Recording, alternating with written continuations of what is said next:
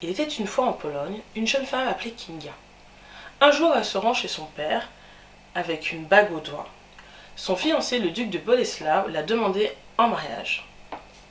Son père lui demande que souhaite-t-elle offrir comme dot à la famille de son futur époux. Elle réfléchit et se dit que, de l'or, de l'argent, ils sont putain de riches dans cette famille.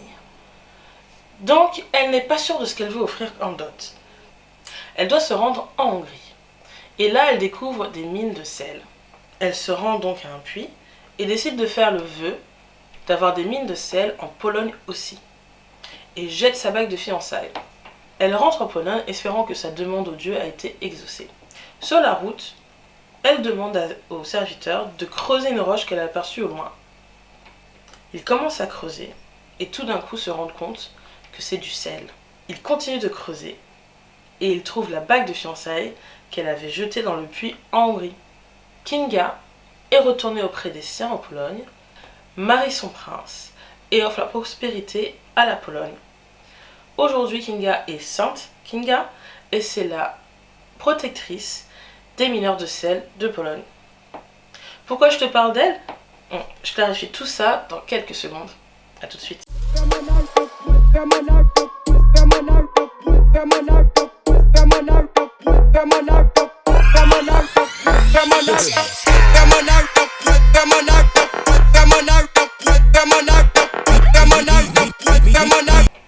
Hello, j'espère que tu vas bien. Aujourd'hui on se retrouve pour une nouvelle vidéo sur la Pologne. A l'origine, nous sommes allés en Pologne pour visiter les camps de concentration de Auschwitz et Birkenau. Mais comme nous restions le week-end, on s'est demandé ce qu'il y avait d'autre à faire aux alentours de Cracovie. Et c'est là qu'on a découvert les mines de sel.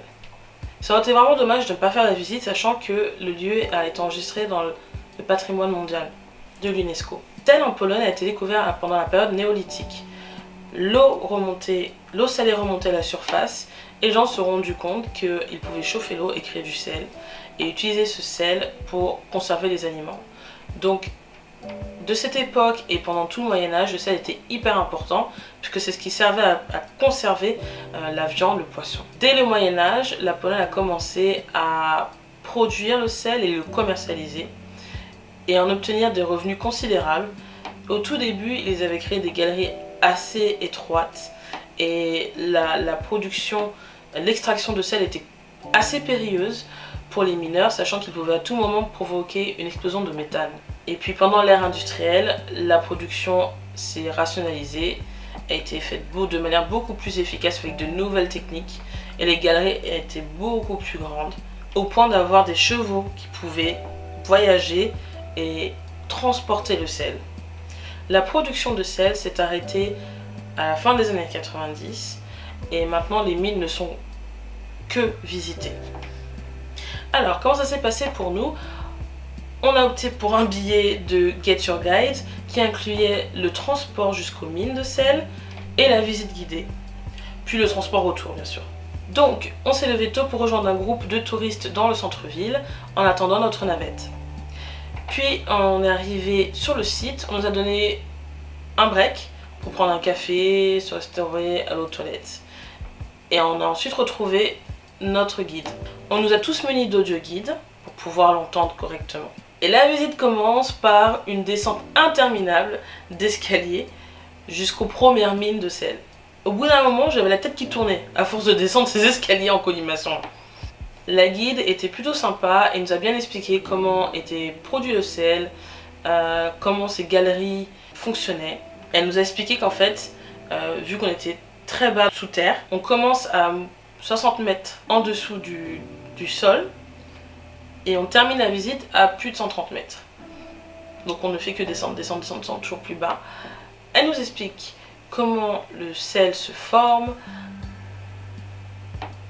comment les Polonais l'ont commercialisé, extrait. Et tout au long de la visite, nous avons des jolies sculptures en sel à découvrir. Et c'est hyper impressionnant de voir à quel point les galeries sont gigantesques. Il y a évidemment des reconstitutions avec des modèles en sel ou autres matériaux. Et il y a même un petit spectacle à un moment, une petite animation à un moment qui est assez impressionnante sur la manière dont les mineurs travaillaient. Les Polonais sont des gens assez religieux, et déjà à l'époque et toujours maintenant. Donc il y avait plusieurs chapelles dans ces galeries. On en a visité une qui est juste incroyable, la chapelle Sainte Kinga. Il y a encore beaucoup de mariages, de baptêmes et de célébrations religieuses qui y sont organisées. Vous avez énormément de sculptures dans les murs qui ont été faites par les mineurs eux-mêmes. Donc en plus, c'est des artistes les gars, parce que franchement c'était très très beau. Et il y a aussi une statue de Jean-Paul II dans cette chapelle, qui est pour moi une cathédrale en fait. Je sais pas pourquoi on l'appelle chapelle, parce que vu la grandeur du truc, c'est une cathédrale. Ensuite on a fait un premier stop dans un point touristique, et j'en ai profité pour acheter du sel, faire une pause pour aller aux toilettes pour ceux qui le souhaitent. Et ensuite on a recontinué la visite vers des galeries beaucoup plus modernes. Et ensuite on est rentré, on a pris un petit train pour rentrer. Alléluia, j'aurais vraiment été dégoûtée de devoir remarcher un petit train et un ascenseur. J'aurais été un peu dégoûtée de devoir remarcher les 10 milliards de marches qu'on a dû faire dès le début de la visite. Pour être honnête, à la fin de la visite, j'étais un peu à plat parce qu'on avait beaucoup marché. On marche beaucoup. Et j'étais un peu bluffée parce que la guide elle enchaînait ses visites en fait. Et après qu'elle ait fini avec nous, elle allait enchaîner voir un nouveau groupe. Et à la fin de cette visite, quand on est remonté à la surface, il y avait encore un autre magasin de souvenirs. Alors, il y a des gens qui font la visite de la mine de sel plus les camps de concentration. Moi je trouve que c'est beaucoup trop. Les camps de concentration c'est une journée. Il faut prendre le temps de les faire et puis il faut digérer. Et la mine de sel c'est une demi-journée. Donc je sais pas comment ils font leur bidule là, mais à mon avis ils doivent pas vraiment voir les camps de concentration. Ils doivent passer très rapidement, ou alors ils n'en font qu'un. Parce que je vois pas trop comment on peut avoir tout dans la même journée. Et ensuite on a été pris en charge par les organisateurs pour nous ramener dans le centre de Cracovie. Ensuite on est parti manger dans une institution qui s'appelle Podwawelem. C'est un restaurant énorme avec une terrasse couverte et une salle en intérieur. Et il propose énormément de plats typiques. Et on s'est régalé, mais on a pris un plat pour 3 parce que les portions sont énormissimes en Pologne. Donc on a pris un plat avec différentes viandes et ensuite on s'est pris des petites entrées chacune pour compléter. Et un dessert. Et le prix bat toute concurrence. Je crois qu'on a dû payer chacune peut-être 15 € ou un truc comme ça. Petite histoire marrante, en arrivant au restaurant Podwawelem, on demande s'ils ont des raviolis. On leur demande s'ils font les petits raviolis. Parce que pour nous ça ressemble à des raviolis. Et la vendeuse, la serveuse, elle nous dit il n'y a pas de raviolis ici. Ce dont on voulait parler en fait c'était des pierogies, mais on savait plus du tout le prénom. Je pense que sincèrement elle comprenait pas de quoi on parlait quoi. Elle voyait pas du tout le rapport entre pierogies et raviolis. Même si c'est à peu près le même principe, hein, une pâte, des pâtes fourrées. Ouais, ravioli quoi. Bon, après tout ça, il nous a fallu un temps de pause pour tout digérer. Du coup, on a décidé de rentrer à l'appartement pour se réchauffer un peu et se reposer. On est ressorti en fin de journée pour découvrir le centre-ville de Cracovie. Donc le centre-ville est assez petit, donc il y a une rue principale qui vous mène directement à la place principale, à la mairie et au marché. Attention, le marché n'est pas ouvert tous les soirs. Puis ensuite on a décidé de se balader un peu plus loin et d'aller dans le quartier juif. Malheureusement c'est censé être un endroit qui est très animé, mais au moment où on y est allé il y avait des travaux. Ils étaient en train de mettre en place un tram. Donc je pense que c'est pour ça qu'il n'y avait pas tant que ça de mouvement quand nous y sommes y allés. On a continué notre route et on a trouvé une petite place avec plusieurs kiosques au milieu. Et ces kiosques proposaient différentes cuisines.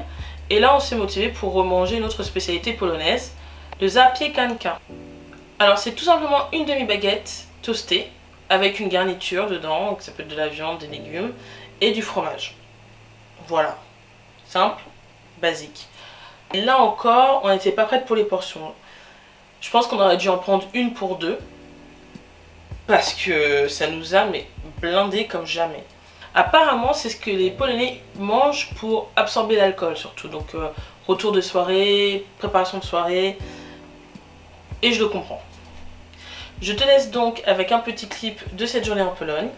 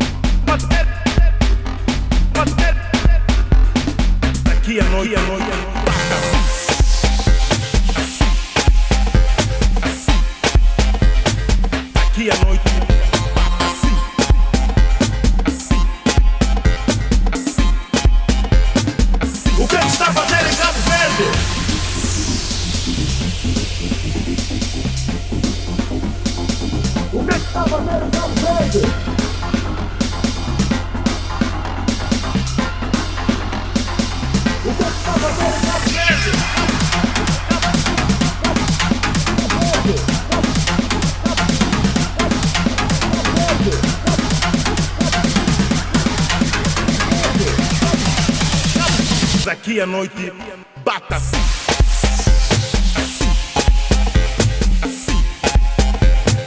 Aqui a noite bata assim.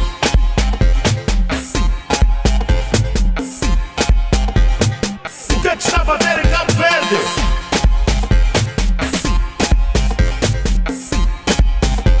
Mas aqui a noite bata assim.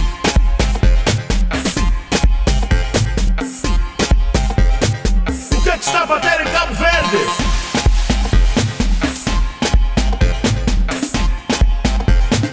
Aqui a noite bata assim.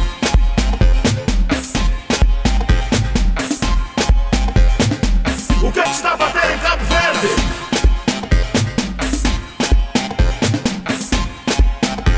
Mas aqui a noite bata assim.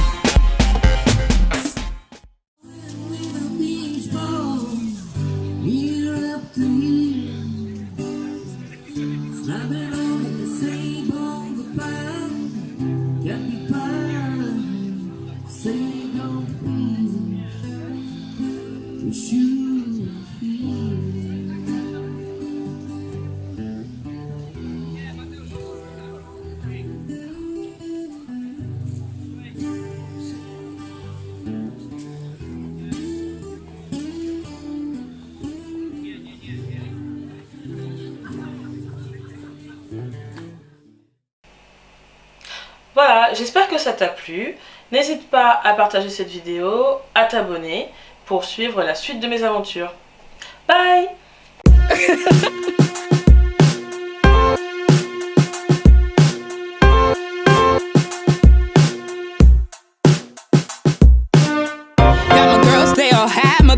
living life to the fullest. I just gotta say, yeah. Oh, to be